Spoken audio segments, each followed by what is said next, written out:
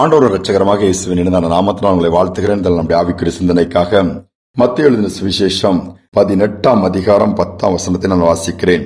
இந்த சிறியரில் ஒருவனையும் அற்பமா எண்ணாதபடிக்கு எச்சரிக்கையா இருங்கள். அவர்களுக்குரிய தேவதூதர்கள் பரலோகத்திலே என் பரமபிதாவின் சமூகத்தை எப்போதும் தரிசிக்கிறார்கள் என்று உங்களுக்கு சொல்லுகிறேன் என்று சொல்லுகிறார்.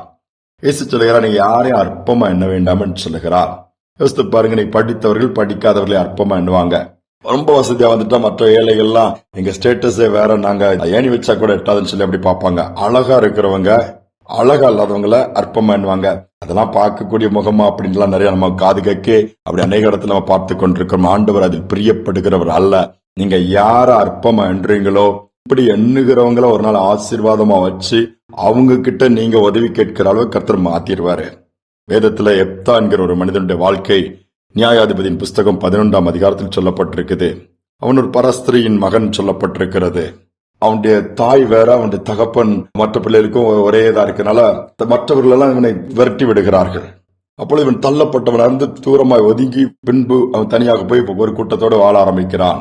ஆனால் பிரச்சனைன்னு வரும்பொழுது எப்தா பராக்கிரமசாலியா இருந்ததுனால, யுத்த வீரனா இருந்ததுனால அவனுடைய உதவி தேவைப்படுது. அற்பமா எண்ணாங்க. ஒரு நாள் வந்துச்சு, ஆண்டவர் பார்த்தாரு, எப்தாவோடு கர்த்தர் இருந்தாரா. எதனால கர்த்தர்ட்ட சொல்லிட்டு செய்ய ஆரம்பிச்சான் அந்த எப்தா. அவன் யுத்தம் பண்ணி இஸ்ரேல் ஜனங்களை விடுவிக்கிற அளவு கர்த்தர் பயன்படுத்தி இஸ்ரேல் ஜனங்களெல்லாம் அநியாயம் விசாரிக்க ஆளுகை செய்யற அளவுக்கு உயர்த்திட்டாரு. யார் யார் அற்பமா எண்ணாங்களோ அந்த அற்பமா எண்ணப்பட்டவங்களை உயர்த்தி அவங்களுக்கு கீழே மற்றவங்களெல்லாம் அமரும்படியான ஒரு சூழ்நிலை ஏற்படுத்தி விட்டார். யாரையும் நாம் அற்பமா எண்ணிவிடக்கூடாது, அது நமக்குத்தான் ஆபத்து. ஒரு வாலிபன் இளம் வயதிலே டிபினால கஷ்டப்படுறான். டிபில கஷ்டப்பட்டனால ஒரு தொற்று வியாதியா இருந்தது. அது காலகட்டமா அவனை ஒதுக்கி வச்சுட்டாங்க. இருமி பிளட் வாமிட் எடுக்கிறான், சாகிற நிலைமை. அவள் இயேசுவை அறியாத ஒரு குடும்பம், புத்த மதத்தை சார்ந்து வருகிறவர்கள். அந்த சூழ்நிலையில ஒரு சின்ன பிள்ளை போய் அங்க ஒரு பாட்டை பாடி இயேசு பற்றி சொல்லுது. அதை துரத்தி விட்டுருதான். கடைசியில சாகிற நிலைமை வந்துருச்சுது. ஆனா அது ஒரு சின்ன ஒரு புதிய ஏற்பாடு கொடுத்துட்டு போனதுனால அதை படிக்கும்போது இயேசுடைய அன்பு வந்து இயேசுவை ஏற்றுக்கொள்கிறான். இதனால அந்த குடும்பமே அவனை அற்பமா எண்ணி துரத்தி விட்டுறாங்க. நீ சாக போறா, வீட்டுல இருந்தா எங்களுக்கு தான் தலைவலி, எங்களுக்கு இந்த வியாதி வந்து துரத்தப்படுகிறான். சாக போன மனிதனை ஆண்டவர் சந்திச்சு சுகத்தை கொடுத்திருந்தாரு. நாட்கள் சென்றது. அவன் அங்க இருந்துட்டு ஊழியங்களை வெளியே செய்து கொண்டு ஆண்டவர் நடத்த ஆரம்பிக்கிறாரு, வளர்க்க ஆரம்பிக்கிறார், எல்லாவற்றிலும் கிருபை கொடுக்க ஆரம்பிக்கிறாரு. நல்ல ஓரளவு பொசிஷனுக்கு வந்தாச்சு. தன்னுடைய தகப்பன் வீட்டாரை குறித்து அவன் கேள்விப்படும் பொழுது முதல்ல விரட்டி தள்ளாங்க, நம்மளை ஒதுக்கி வச்சாங்க. இன்னைக்கு அவங்க சாப்பாட்டுக்கு கூட வழி இல்லாம கஷ்டப்படுறாங்க. எல்லாம் போச்சுங்க போது இந்த வாலிபன் அவர்களுக்கு உதவி செய்யக்கூடிய அளவுக்கு ஆண்டவர் உயர்த்திட்டாரு.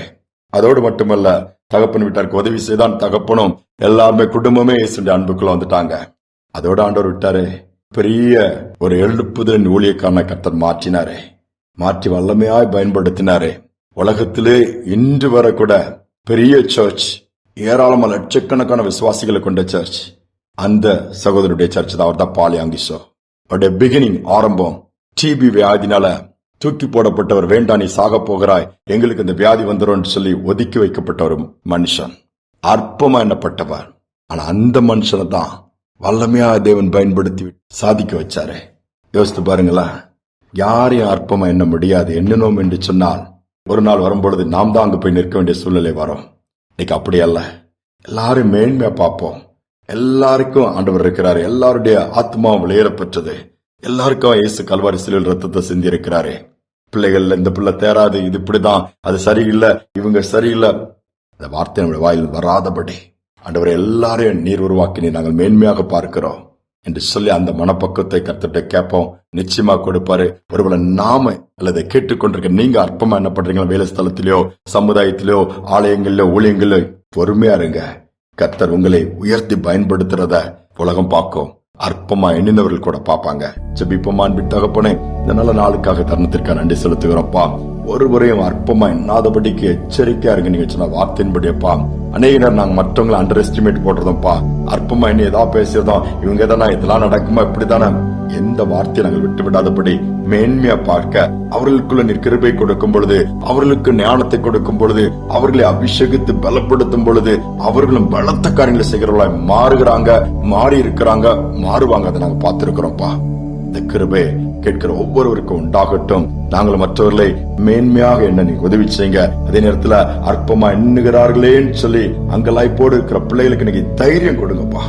ஒரு நாள் வரும், என் சிறையிருப்ப கர்த்தர் மாற்றுவார். ஒரு நாள் வரும், தாழ்மையில இருக்கிற எங்களை, தாழ்வில் இருக்க எங்களை உயர்த்துவார். இந்த நம்பிக்கை உண்டாகட்டும். தாழ்த்தி ஒப்புக் கொடுக்கிறேன். இந்த நாள் முழுவதும் பிரசன்னம் இருக்கட்டும். துதிகனமே ஏற்றுக்கொள்ளும். இயேசுவின் நாமத்தில் பிதாவே, ஆமேன், ஆமேன். ஒருவரையும் அற்பமா எண்ணாதிருங்கள். ஏனென்றால் அற்புதங்களை செய்கிற தேவன் அவர்களோடு கூட இருக்கிறார். இந்த சிந்தனையோடு இந்த நாளை தொடர்வோம். மீண்டுமாய் நாளை தினம் சந்திப்போம்.